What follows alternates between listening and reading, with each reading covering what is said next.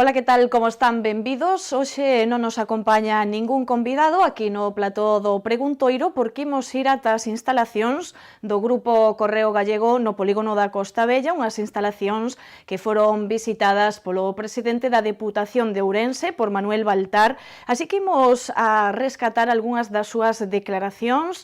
Baltar estivo dando as súas valoracións e as súas observacións sobre política estatal, política autonómica e política municipal. Imos ver o que dixo de Rajoy, de Feijóo, das mareas de Ciudadanos e moitas cousas máis. A historia de Rajoy está aí, contra vento e marea, el hombre impasible, corredor de fondo, e penso que esa carreira lle ven salindo moi ben dende sempre e non son eu quen para dar un consello ou unha recomendación. A min non me gusta dalas salvo que mas pidan. E como non vai ser o caso, a min só me deron un consello na miña vida, meu pai, que me dixo non te metas en política.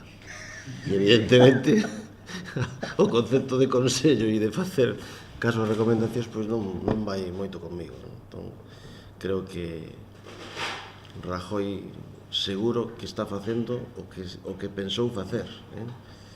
E a veces a mellor decisión é non decidir. Creo que moitas veces é o que se lle imputa a él, non? Que non decide, pero é unha forma tamén de afrontar unha situación. O que está claro é que a nivel de partido os resultados nas eleccións foron desastrosos e houve algún que se levou pois todo o rédito electoral dun comportamento do goberno que foi leal coa Constitución e co resto do Estado, non? Que foi a aplicación dese famoso artigo que é un dos números que máis citou a xente nos últimos tempos, non? O 155. Entón, creo que tiempo al tiempo, non?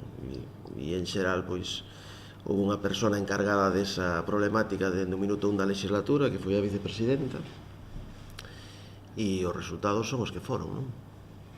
E todo isto nun escenario onde se fala de sucesión e de Rajoy que dice que intentará ser candidato, e iso quere dicir que vai a ser candidato. Estaremos o 6, o 7 e o 8 de abril en Sevilla nunha convención nacional que me imagino que servirá para rearmar todo ese discurso de moderación, que é o único que estamos é a única formación política que está falando nesa clave, non?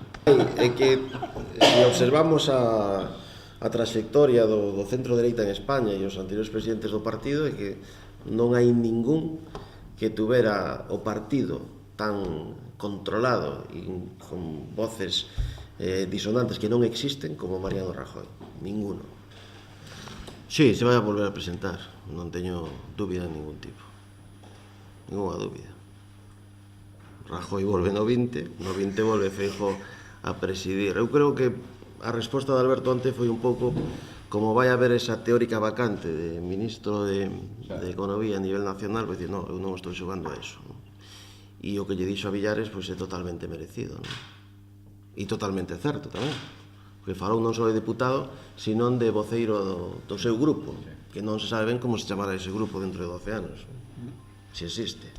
Pero si el partido te lo pide, cambia rápidamente de opinión. Galicia. Bueno, claro, Galicia, claro, el partido que máis apereza a Galicia. Podemos perfectamente. Eu creo que está o caso de Fraga, ¿no? Con esas 5 legislaturas, e entón, pois, se hai unha persona que pode, pois, superar ese listón, que certamente é unha cousa moi fantasiosa para moitos, pero estar 5 legislaturas recibindo o apoio mayoritario do electorado, pois ese Feijóo. E entón, pois, penso que está en condicións de asumir esa petición que lle faga Galicia ou o partido nese momento. Nunca os límites, primeiro os ten que fixar se se ven condicións de seguir ou non, e despois xa tes unha organización que te dice si debes ou non debes, e que tes compañeros que poden en calquer momento levantar a man e dicir, cuidado, eu tamén quero ser. Estuve en 10 anos aquí no Parlamento, non? 3 legislaturas. Entonces, peguei o salto hacia Ourense, porque non esquezamos que Ourense ten os 7 picos de máis de 2.000 metros da comunidade autónoma, están na miña provincia. Entonces, por elevación, Ourense pois me enche absolutamente. Entón, eu creo que a política autonómica é moi interesante, pero son para empezar, namorado de Ourense, quero moito Ourense, empecé en política por Ourense e estou no partido que máis pode facer por Ourense porque conta co maior apoio electoral de sempre. Entón, primeiro son ourensán e presidir o goberno provincial en Ourense e coñecer e ter o pulso da provincia de cada kilómetro cuadrado case o segundo, pois é unha aventura apaixoante, non? Entón, en absoluto. E que non se entenda isto como que todos os que se descartan son os que... Non, nada deso. Eu creo que a Xunta ten un presidente magnífico e se Feijóo decide marcharse, o partido decide que sexa outro, porque antes de Feijóo houve moitos e despois de Feijóo virán moitos máis, pois será o partido que teña que acometer no seu momento ese momento, non? Pero en absoluto. Eu levo vivido 45 eleccións, que son as que se teñen celebrado 45, sí, desde o primeiro referendo que foi o 15 de decembro do 76, a lei para a reforma política, sí, tiña 9 anos eu e participei en todas elas sempre. Creo que habrá poucos casos en Galicia, os 5 referéndums, os 7 ao Parlamento Europeo, 13 xerais, 10 autonómicas e 10 locais, non? As 8 últimas presidindo unha formación política a nivel provincial. Bueno, eu creo que non ten tope ese famoso graneiro, a despensa popular, non? Pero non por casualidade, sino porque estamos activos todas as horas, en todas partes, sobre todo cando non hai campaña electoral. Os últimos 15 días pois son para recordarlle a xente que lle convén o futuro dos seus concellos e da provincia, pero se vas por ali e non te coñecen, me acordo de Xavier Vence, o líder do bloque no seu momento, que chamei Xavier Perde, porque se presentou de número 1 por avión, nas municipales. Gran idea, gran estratega, non? Primeiro resultado, os do bloque de toda a vida de avión dixeron, oye, isto non é procedimiento, isto está moi ben hacer unha fricada destas en política para sair nos medios, e, bueno, sonoro fracaso. Nos salimos para ganar en todas partes, nos 92 concellos, sin ninguna dúbida. Cando empeza a campaña, sempre dende que son presidente, pois nunha rolda de prensa de inicio de campaña, decimos cales son os obxectivos, que iso é moi complicado, porque hai que dicir, vamos a superar o 52%, vamos a ter 3 diputados de 4, como foi no Congreso, etcétera, etcétera, non? E o facemos. E é arriscado, porque se non sale, pois dice, oye, usted non cumple, como non o dice nadie, pero non o vamos a decir. Estamos anticipando, queremos superar 73 alcaldías e, por suposto, superar o 52-53% de apoio nas eleccións locais. Podémolo facer? Sí. O pode facer alguén? Só o Partido Popular. Non, creo que non vai a ser decisivo para evitar gobernos do Partido Popular. Non o creo. En Ourense non hai ningún solo concello con concelleiro de Ciudadanos. Non hai ningún. Eu creo que non se debe falar tanto de Ciudadanos.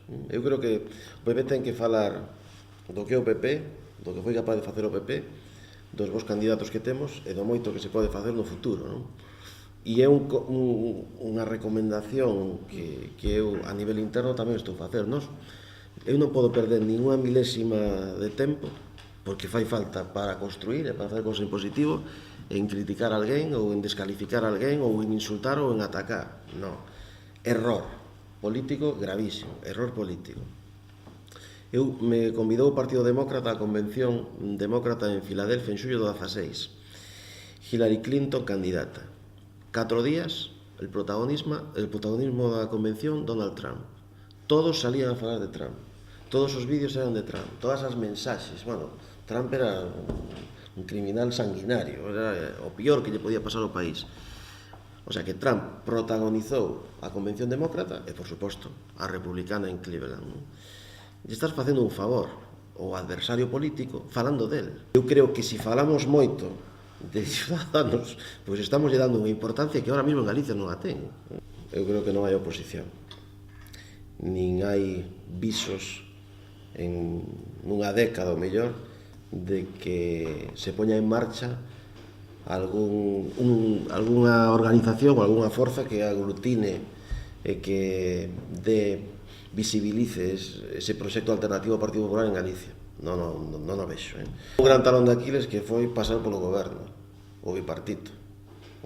Toda a vida dicindo contra Fraga que as cousas se podían facer moitísimo mellor e consiguen os 38 xustos, 25 máis 13, e duran menos dunha legislatura, porque foron menos dos 4 anos. As primeiras de cambio, o PP, con un candidato novo, desaparecido Fraga, que era o tótem do centro dereita a nivel nacional, e consigue ganarlles. Entonces, vimos o que foi o bipartito, que eran, bueno, pois, dúas forzas políticas que mesmo se xuntaban nos consellos de goberno, pero recordemos, aquela era a vicepresidencia da Xunta, non decía que era vicepresidente da Igualdade e do Benestar, non?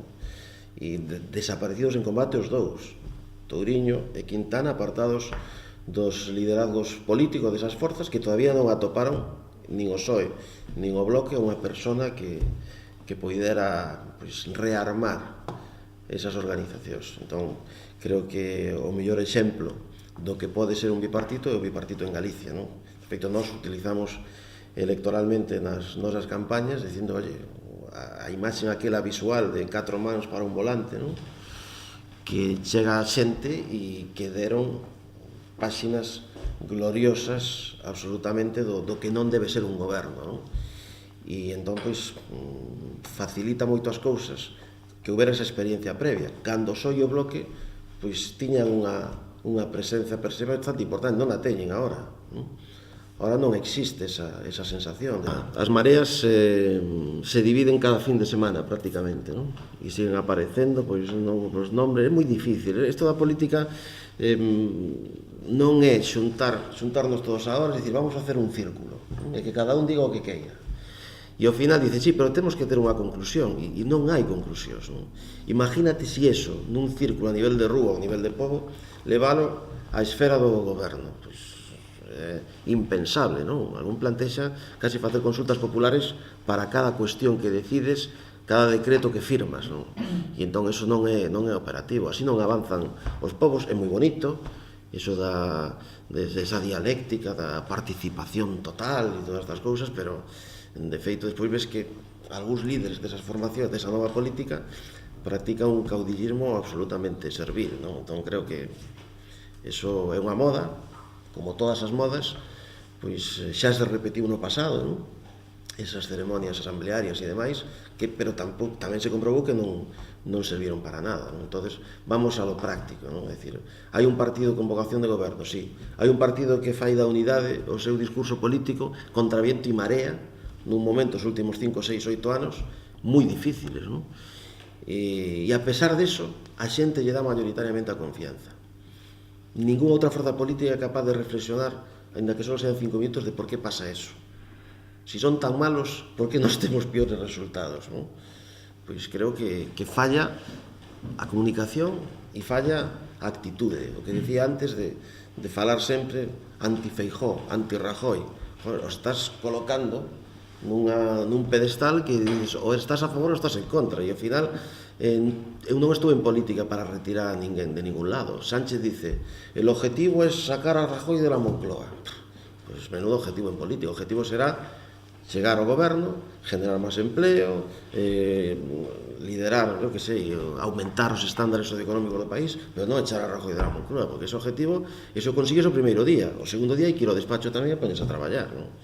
E claro, o galeguismo é crucial, se non fora por eso, o Partido Popular non estaría gobernando absolutamente en Galicia, non?